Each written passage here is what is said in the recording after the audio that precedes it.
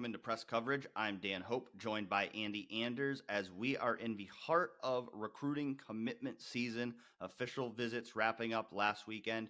Now, a lot of the top uncommitted recruits in the country are making their announcements, and Ohio State landing a big commitment on Friday afternoon as Damari Simeon, a four-star defensive tackle from New Jersey, chooses the Buckeyes. Ohio State beating out some of its chief rivals to land Damari Simeon, as Michigan, Penn State, and Texas were his other finalists. And so a big win here for Larry Johnson, Andy, as defensive line recruiting, certainly a big point of emphasis for Ohio State in this recruiting class. It had gotten off to a bit of a quiet start, but now Larry Johnson's starting to build some momentum, starting out with getting a commitment from Khary Wilder, four-star defensive end from California, and now getting his first defensive tackle in the 2026 class in Damari Simeon.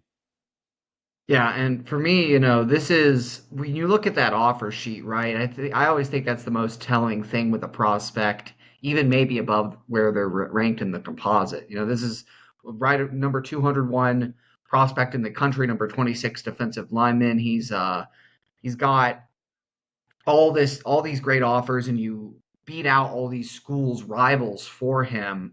That always speaks more volumes than that being a two. I would say that's a little under, maybe that ranking is a little undervalued relative to the offers that he has. And look, you look at his tape, and I really like the skill set that Damari Simeon presents. um, I like the power, the explosion in the hands. He's got really good frame at 6'3", 275. I think there's definitely, too, though, some areas where you can see where the upside is, and where spending some years with Larry Johnson, getting that collegiate development, and refining the game, building out the toolbox, as Larry would put it, are going to make him a better player, because his tape isn't the most technical. Just from one former peaked in high school defensive lineman's perspective. He overpowers a lot of guys. His first step isn't always the quickest. He's able to beat people just with his physicality, his raw athleticism. And still has some rush moves in there, some bull rushes, some different things he was doing with his hands. He's shown some of that in camps, I think. But this is a player that you just love the physical tools with. This is a prospect with a lot of versatility and physical tools that you can mold into a number of different roles along the defensive line, but particularly on the defensive interior.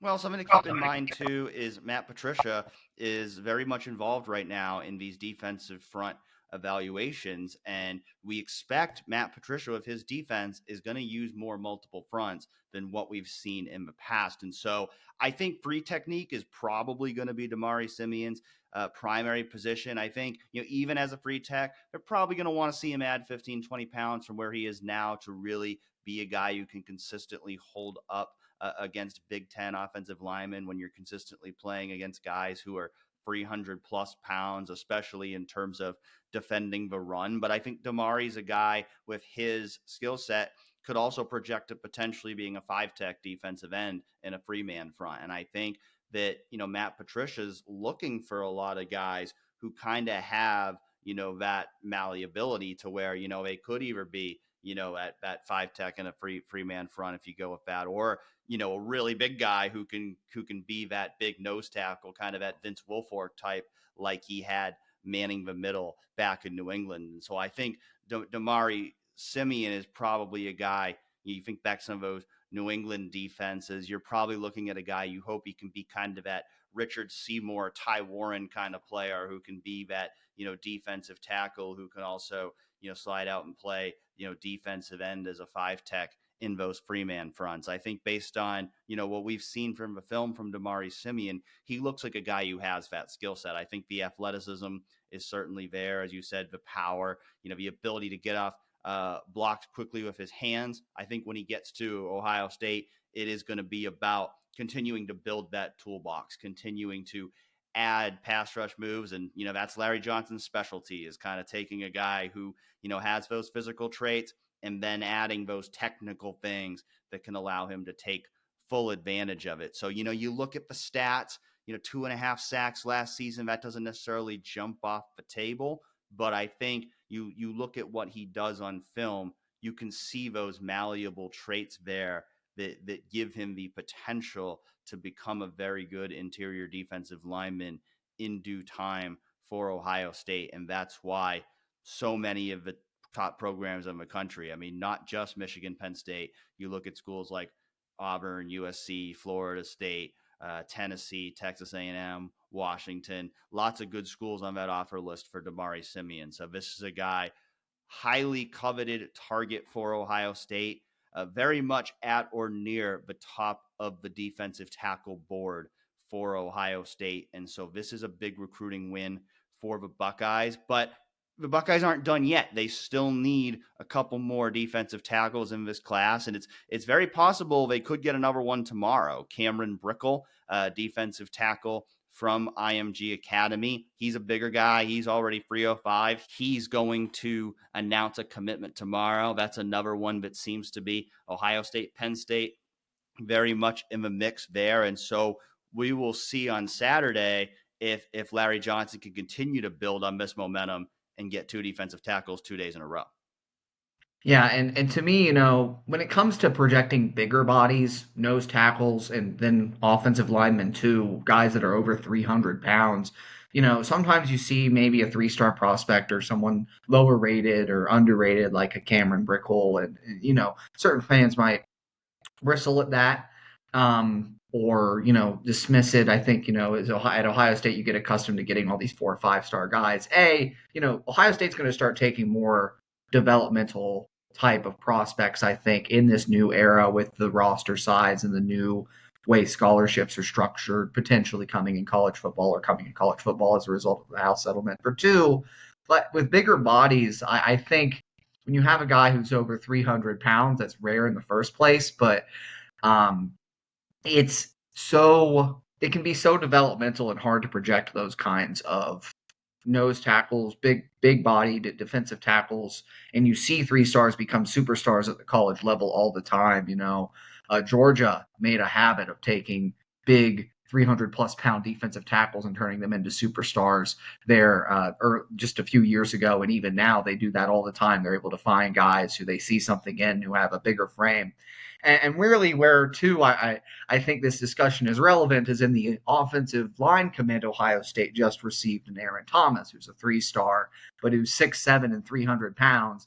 And there aren't a lot of 6'7", 300-pound men who walk this planet. So for me, as it pertains to either defensive tackle or offensive line recruiting, it's good to have those sorts of big bodies to help fill out the roster, fill out the depth of the future, and maybe down the line they turn into someone who's actually really good because that frame can translate well if you can put the skill set together, if you have the required athletic traits. And generally, I even want to just discuss this Aaron Thomas commitment because it was Ohio State whiffed earlier in the week on Drew Evers, who was a major offensive line target for them. Dan, as this has kind of simmered a little bit with Tyler Bowen, there was that huge run of momentum at the beginning where he gets all these commitments and things. Now it's kind of cooled down, but he's starting to fill out the class a little bit. How do you assess so far how year 1 has gone for Tyler Bowen on the recruiting trail? I think he's off to a good start, like you said. I mean, he got the 2 in-state guys that he really needed to get in Maxwell Riley and Sam Greer to kick things off. Now he's gotten a couple of developmental linemen from the state of Arizona and Tucker Smith and Aaron Thomas. And the one thing you still really want to see is that big top of the board target. I think Felix Ojo is that guy still right now that that 5-star kind of guy that they really want to get. He's really the guy that they're still in the thick of it for. That one's really an Ohio State, Texas battle. If they could go get Felix Ojo and add him to this class they have, I think we'd be talking about probably a grade A first year for Tyler Bowen. I think, right now, I'd probably give him a B. I think he's done a good job, but we've talked about it for years, dating back to Greg Stradrawa, going from Justin Fry, now going to Tyler Bowen. The one thing that Ohio State has struggled to get in recent years is those very high profile offensive linemen outside the state of Ohio. And that's something Tyler Bowen still hasn't done yet. So until he does that, that's what you want to see in terms of, really, giving him a ton of praise as a recruiter. But I do think that he's off to a good start. I do think, to your point, I think Aaron Thomas is a quality addition here. I mean, again, you just look at the measurables, 6'7". He's got the body type that you can work with. Again, another guy, kind of like you were talking about before in terms of the offer sheet. You look at a lot of big schools were in the running for Aaron Thomas. Texas A&M was kind of a top contender there in the final stretches of the recruitment. And so, this is a guy that, I think, again, it's not always about the rankings or the ratings. It's about how does Ohio State evaluate these guys. And Aaron Thomas was a guy that they really wanted. And then I think, you also go back, to those in-state guys. You go back to a guy like Sam Greer just earlier this week at the Rivals 5-Star Challenge. He had a dominant performance there. Frankly, from, we weren't there, but from people who were there, it sounded like he outperformed Felix Ojo, that he was the best offensive tackle there. And he was actually on 3, did a ranking of the best players there. He came in number 2, and Khary Wilder, as we talked about earlier, he was the MVP of the camp. And so, on both sides of the trenches here, I think you're starting to see them building with some quality players in the class. Again, the work not done on either side of the ball. I think on the offensive line, Felix Ojo really is the top target left on the board at this point for Ohio State, especially with Drew Evers coming off the board. That one, certainly a bit of a surprise that he chose SMU. That one kind of appeared to be Ohio State, Penn State, Texas A&M battling there, and SMU pulling off the upset in that recruitment. Sounded like, Drew Evers decided he wanted to stay a little bit closer to home, being from Texas, goes to SMU. So certainly still looking for, at least one more guy in that offensive line class, but I think they've built up a solid core with the 4 guys they have. And then on the defensive line, Khary Wilder and Damari Simeon starting things off. We'll see if Cameron Brickle joins them on Saturday, and still, plenty of other targets along the defensive line too. One did come off the board earlier Friday, Jackson Ford, defensive end. He chose to go to Penn State, but there's still numerous defensive ends they're running for. Carter Meadows, probably the big target right now that they're really gunning for out of Maryland. And then you got a couple of teammates from Texas, KJ Ford and Landon Barnes as well at that defensive end position. Those are a few guys to watch. Ohio State would really like to land at least one of those guys at defensive end, especially after missing out on Luke Wafel. And then defensive tackle, as I said, Cameron Brickle, the immediate name to watch.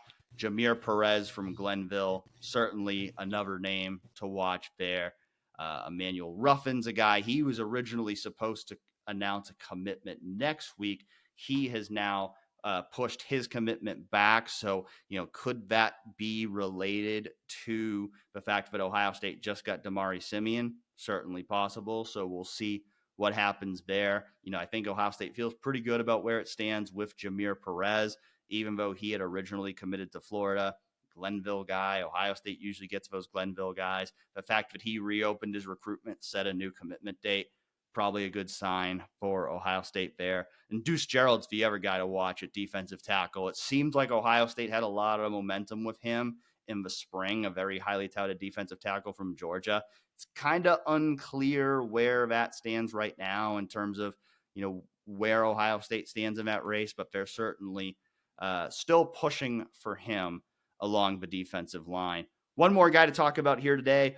We originally thought we were going to be doing this episode. We might be doing a 2 commitment episode today because Jerquaden Guilford was scheduled to announce his commitment this evening, but he announced Friday morning that he was postponing his commitment.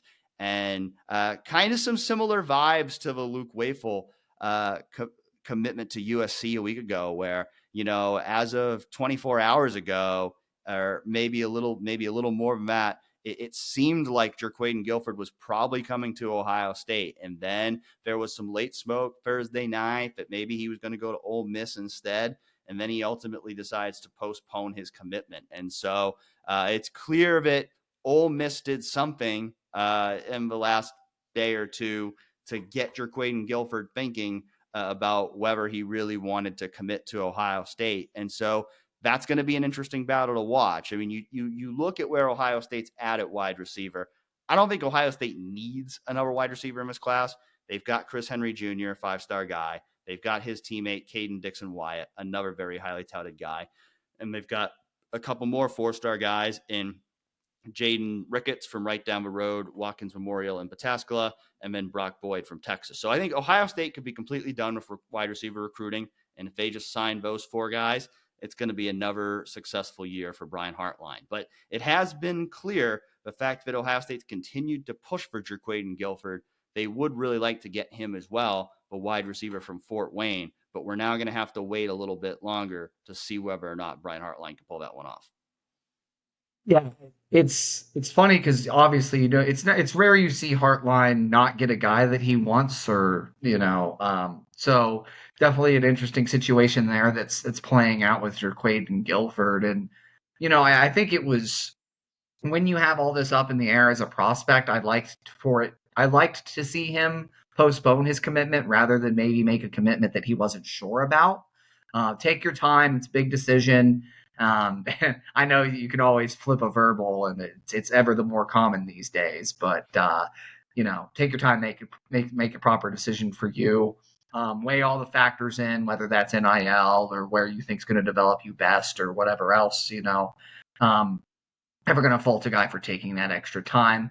But it is an interesting situation to see play out. And, with the defensive line, it's funny, Dan, because it seems every year around this time, people are talking about where's the defensive line commits for Ohio State? Where's how we have all these targets that are still out there that can still potentially become Buckeyes. And, it always seems to be Larry's always been kind of a late process guy, and getting and finalizing the classes together later in the process and developing that relationship and slow playing things. It's always been Larry's style.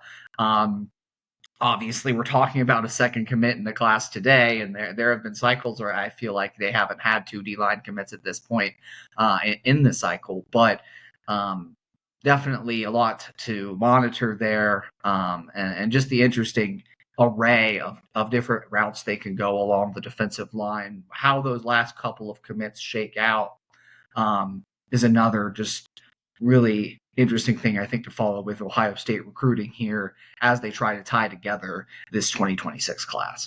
Well, lots more to come on the recruiting trail. Plenty more Ohio State targets set to make commitments over the next couple of weeks. So we'll be continuing to cover all of that. Our friend and colleague Garrick Hodge is taking some off time here the next couple of weeks after a very, very busy month of June. But Andy and I, Chase Brown, all of us over on 11 Warriors will be continuing to keep up with all the recruiting developments. And we'll be back here soon enough, I'm sure, for another episode of press coverage to talk about all the latest developments on the recruiting trail. So stay tuned to us over on 11warriors.com and here on the 11 Warriors YouTube channel. For now, he's Andy Anders. I'm Dan Hope. We'll catch you next time.